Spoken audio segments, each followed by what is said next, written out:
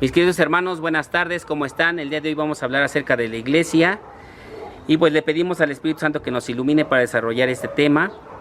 Y no olviden suscribirse y darle un like y tocar la campanita para que les lleguen las notificaciones. El término iglesia significa asamblea, viene del latín ecclesia, que es llamar, que significa convocar, y designa al pueblo de Dios en asamblea. ¿Qué nos dice Primera de Timoteo, capítulo 3, versículo 15? Nos dice de la siguiente manera: pero si me demoro, para que sepas cómo debes portarte en la casa de Dios, que es la iglesia del Dios vivo, pilar y base de la verdad. Entonces la iglesia es la casa de Dios, ¿sí? Y la iglesia es el cuerpo de Cristo. Lo vamos a ver ahorita más adelante. Y vamos a ver qué nos dice Efesios capítulo 3,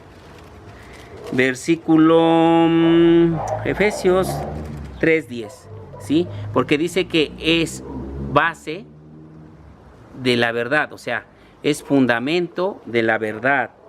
Y esa verdad viene siendo la sabiduría también de Dios. Fíjense, Efesios 3:10. En adelante los poderes y autoridades del mundo de arriba podrán descubrir, mirando a la iglesia, la multiforme sabiduría de Dios, conforme al plan que Dios trazó desde el principio en Cristo Jesús, nuestro Señor. En Él ahora nos acercamos a Dios con plena confianza, con la fe de que de Él hemos recibido, con la fe que de Él hemos recibido. Entonces, el plan es la salvación de la humanidad. ¿Qué nos dice Efesios 3:20? A Dios cuya fuerza actúa en nosotros y que puede realizar mucho más de lo que pedimos o imaginamos. 21, Efesios 3:21. A Él la gloria en la iglesia y en Cristo Jesús por todas las generaciones y todos los tiempos. Amén. Entonces a Dios se le da la gloria en la iglesia, no fuera de la iglesia. Por eso, mis queridos hermanos, no debemos salirnos de la iglesia de Cristo para irnos a otra iglesia que funda un hombre mortal, no. Una que pues se le denomina secta, ¿no?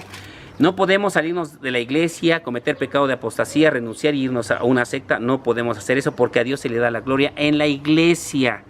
Bueno, pero ¿quién fundó esa iglesia? Vamos a ver quién fundó la iglesia. Vámonos a San Mateo.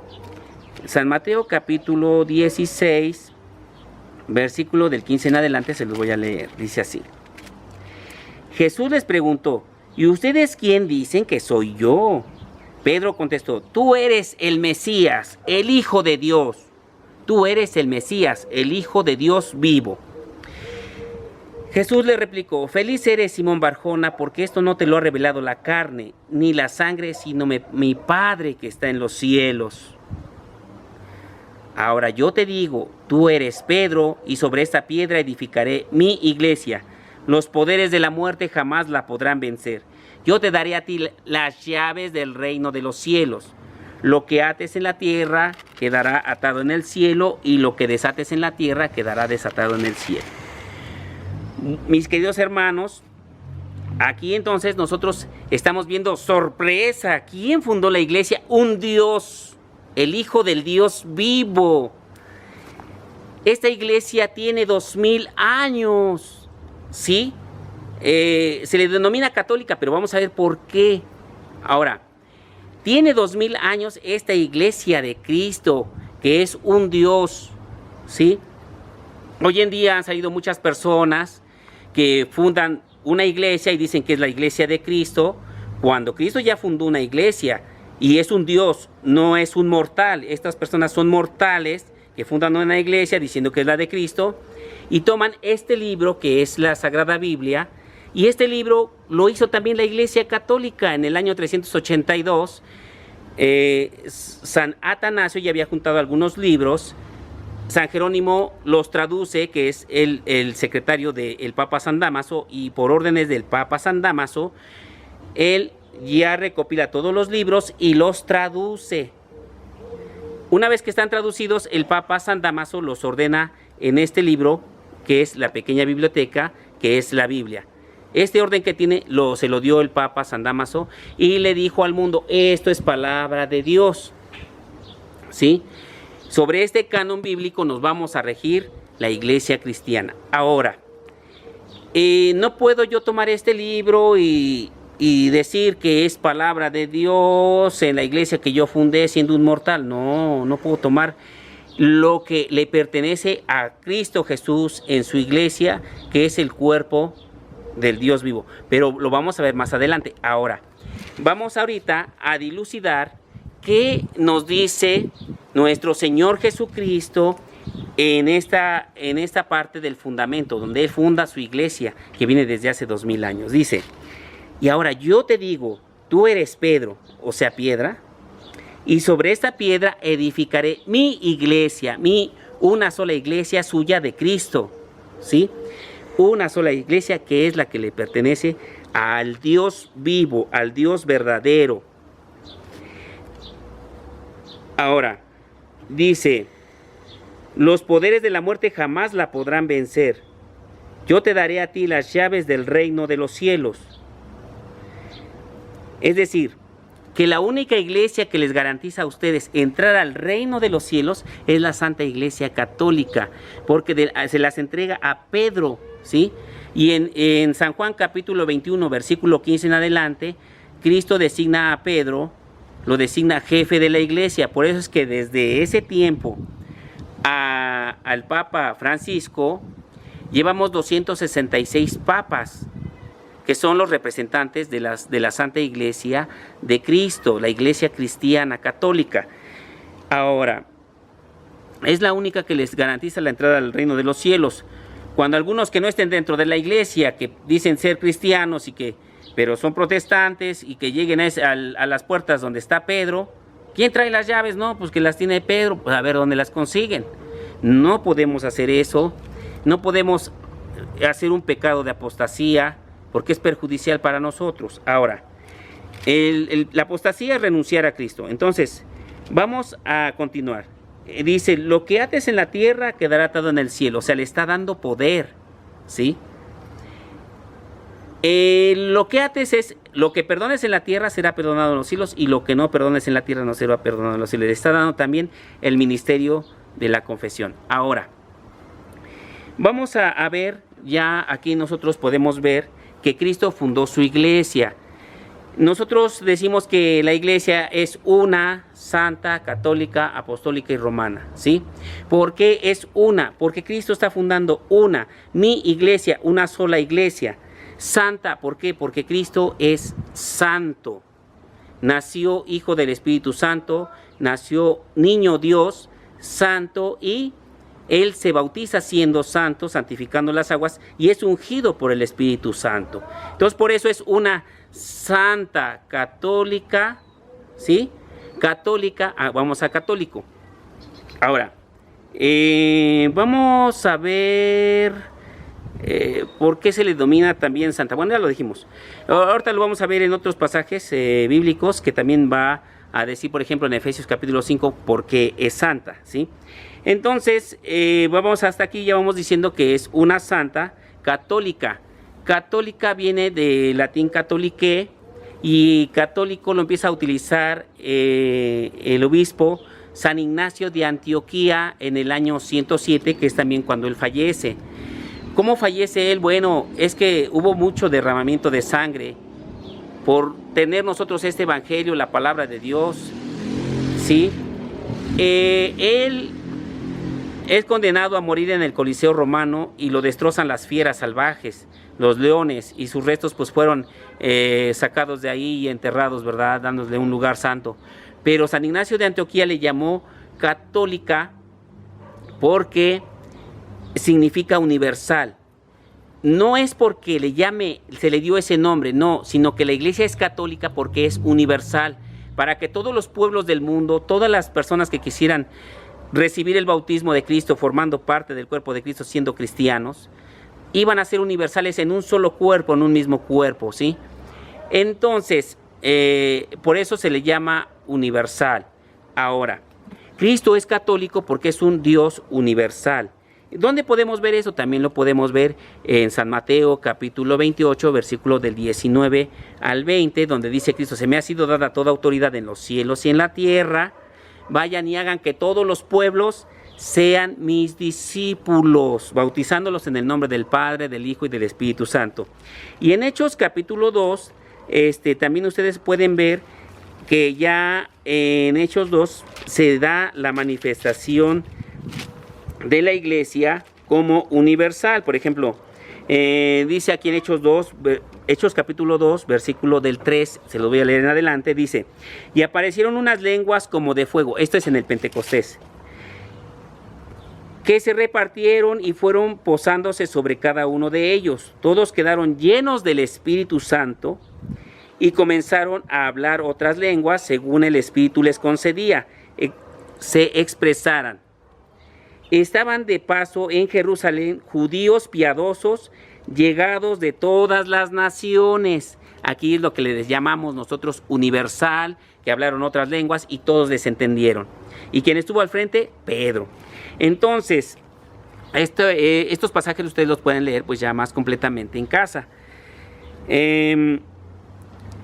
Entonces, aquí estamos viendo que la iglesia es una santa, católica, ¿sí? Apostólica, porque si ustedes observan, Cristo está fundando su iglesia en un apóstol principal, que es Pedro. Es la primera piedra que Cristo pone en la iglesia, porque él es la piedra angular, ¿sí? La principal, pero él como primera piedra de su iglesia es Pedro. Y en Efesios 2:20 nos dice: edificaos sobre las bases que son los apóstoles. Entonces, por eso es apostólica, porque están edificados sobre las bases de los apóstoles. Dice en Efesios 2:20, dice así: están cimentados en el edificio cuyas bases son los apóstoles y profetas, cuya piedra angular es Cristo Jesús. Entonces, los apóstoles, mis queridos hermanos, pues son bases, ¿sí? Por eso dice que es una santa, católica, apostólica, ¿sí? Y romana. Romana porque el Vaticano está en Roma y por eso es romana, pero también en el siglo XIV. La Iglesia Católica pues estuvo en Francia y bueno, pues ahí pues, podría ser una Santa Iglesia Católica, Apostólica y Francesa, pero actualmente la Iglesia se encuentra en Roma y es una Santa, Católica, Apostólica y Romana. Y miren, por ejemplo, en Efesios 1:22 nos dice así, dice: Dios colocó todo bajo sus pies y la constituyó cabeza de la Iglesia. Ella es su cuerpo y en ella se despliega su plenitud, el que lo llena todo en todos, ¿sí? Entonces, aquí también estamos viendo que la Iglesia Católica, pues, es universal. Ahora, hasta aquí, mis queridos hermanos, podemos nosotros ya ver que sorpresa, Cristo es la cabeza de la Iglesia y su cuerpo es la Iglesia. Todos formamos parte de esa iglesia. En Efesios capítulo 5 es muy importante. Efesios capítulo 5, versículo 23, porque nos dice de la siguiente manera. Miren, mis queridos hermanos, dice así. Dice, pero ustedes, Efesios, ya me brinqué al 3, no estamos en el 5. Efesios capítulo 5, versículo 23. Dice: el hombre es cabeza de la iglesia. Ay, ya me estoy equivocando. No, dice así: el hombre es cabeza de la mujer, como Cristo es cabeza de la iglesia, cuerpo suyo. O sea, nosotros somos parte del cuerpo de Cristo. Todo el cristiano forma parte del cuerpo de Cristo. Por eso es que les digo que es muy importante y es pues es sagrado el estar en el cuerpo de Cristo, porque es la iglesia, fíjense. Y vivir el evangelio es hermoso. Las santas misas son hermosas cuando de verdad nosotros estamos convertidos de corazón a amar a Dios. es hermoso. Dice, el hombre es cabeza de la mujer como Cristo es cabeza de la iglesia, cuerpo suyo, del cual es asimismo Salvador. O sea, Cristo es Salvador de su cuerpo. Su cuerpo somos todos los cristianos convertidos por el bautismo, ¿sí? Y los sacramentos que Dios nos dio es a través del cual nosotros nos salvamos. El sacramento de la confirmación, el de la Eucaristía, San Juan capítulo 6, versículo del 46, en adelante al 65. Todo eso va a hablar de la Eucaristía. El que coma mi cuerpo y mi sangre tendrá vida eterna. El sacramento de la reconciliación y penitencia, que estamos hablando de San Juan capítulo 20, versículo del 21 en adelante, a los que les perdonen los pecados les quedarán perdonados y a quienes se los tengan les quedarán retenidos.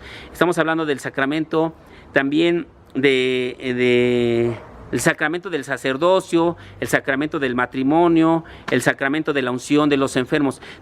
Todos esos sacramentos son instituidos por nuestro Señor Jesucristo, son acciones sagradas y es a través del cual nuestro Señor Jesucristo nos salva a través de la iglesia. Por eso dice que su cuerpo, que la iglesia es cuerpo suyo, del cual asimismo es Salvador. Dice que la esposa pues se someta en todo a su marido como la iglesia se somete a Cristo. Nosotros como cristianos observamos los cánones que se encuentran de la Iglesia Católica que instituyó nuestro Señor Jesucristo, un Dios. Ahora dice, maridos, amen a sus esposas como Cristo amó a la iglesia y se entregó a sí mismo por ella, y después de bañarla en agua y la palabra para purificarla, la hizo santa. Por eso decíamos que es una santa católica, pero aquí también está lo de santa, por eso les decía que íbamos a esperar hasta aquí para lo de santa. Pero dice, pues quería darse a sí mismo una iglesia radiante, sin mancha. Por eso les digo que pues está también el sacramento de la reconciliación y penitencia que nos tenemos que estar confesando. Dice, ni arruga ni nada parecido, sino santa e inmaculada. Así deben también los maridos amar a sus esposas como aman a sus propios cuerpos. Amar a la esposa es amarse a sí mismo, y nadie aborrece su cuerpo. Al contrario, lo alimenta y lo cuida, y eso es justamente lo que Cristo hace por la iglesia. La iglesia, nuestro Señor Jesucristo en la iglesia nos cuida y nos alimenta a través de la Eucaristía. La Eucaristía quiere decir acción de gracias. Entonces, mis queridos hermanos, esa santificación pues nos las va dando nuestro Señor Jesucristo a través del Espíritu Santo y a través de su cuerpo y su sangre. Entonces, dice, y eso es justamente lo que Cristo hace por la iglesia. Pues nosotros somos miembros del cuerpo de Cristo. O sea, nosotros somos cada uno ya miembros del cuerpo de Cristo. Por eso les decía que la iglesia es muy, pero muy importante. Y pues, mis queridos hermanos, no se salgan de la iglesia católica, permanezcan en ella. Miren, en 1 de Corintios capítulo 15, versículo 9, fíjense, dice, porque yo soy el último de los apóstoles y ni siquiera merezco ser llamado apóstol, pues perseguí a la iglesia de Dios. Cuando la iglesia se estaba formando, incluso Pablo, pues él vio la muerte de Matías. ¿Sí? Él ya había sido designado como el apóstol sucesor de Judas, y entonces él perseguía la iglesia de Cristo. Por eso él dice, yo soy un aborto. O sea, entonces no es bueno perseguir a la iglesia de Cristo, sacar a los miembros católicos de la iglesia de Cristo, porque es su cuerpo de Cristo, es la iglesia que un Dios fundó. ¿Cómo los voy a sacar yo para meterlos a una iglesia que fundó un simple mortal? No puedo hacer eso. Y llevarlos ahí a que se esclavicen a pagar el diezmo. Y todavía los maldicen con Malaquías 3:8, que los que no pagan el diezmo, malditos sean. No puedo hacer eso. Que ahí estén esclavizada la gente. No, el diezmo es del Antiguo Testamento, no es del Nuevo Testamento. Eso no es correcto, hermanos. Yo invoco su Cristo interior, que sientan el amor de Dios que debemos buscar la salvación. Por eso también dice nuestro Señor Jesucristo, no todo el que me dice Señor, Señor entrará al reino de los cielos. ¿Por qué me dicen Señor, Señor y no hacen lo que yo les digo? Todo esto, mis queridos hermanos, quiero decirles que hay que hacer una reflexión, buscar de verdad amar a Cristo. Todo lo que es bueno está en la Biblia. La Iglesia Católica nos ha enseñado que debemos respetar y nosotros pues respetamos. Pero no es bueno sacar a los miembros de la Iglesia de Cristo. Cada cristiano católico, cristiano universal, porque somos cristianos universales, no se pueden sacar y perderlos en un lugar que no es el correcto. Entonces, mis queridos hermanos, les mando muchos saludos, que Dios me los bendiga a todos. De veras les deseo el amor y que encuentren la gracia que buscan. Busquen todo esto, lean su catecismo católico, lean las Santas Escrituras, no tomen una decisión a la ligera y se salgan de la Iglesia de Cristo cometiendo el pecado de apostasía. No lo hagan. Antes de tomar una decisión que es muy seria, pregunten con su sacerdote, el sacerdote de su parroquia. Padre, me dijeron estas cosas, ¿es cierto? Muéstremelo en la Biblia. Los sacerdotes se prestan, yo he ido con ellos, voy con ellos. Las dudas que tengo, Padre, me dijeron esto, Padre, sucedió esto. Ah, mira, hijo, no es así y así y así. Entonces, ustedes, antes de tomar una decisión, primero hablen con el sacerdote, que les demuestren lo que les han dicho, si es verdad o es mentira, y entonces ustedes tomarán su decisión. Pero recuerden que Cristo es un Dios y Cristo fundó la Iglesia, no es un mortal. No es hablar de Cristo como un compadre, como un amigo, como que yo me igualo a Él. No, Cristo es un Dios hipostático. Hipostático es Dios y hombre. Dios y hombre, divinidad y hombre. Entonces, nosotros debemos de respetar. Mis queridos hermanos, que Dios me los bendiga a todos. Reciban un cordial saludo y no olviden darle un like.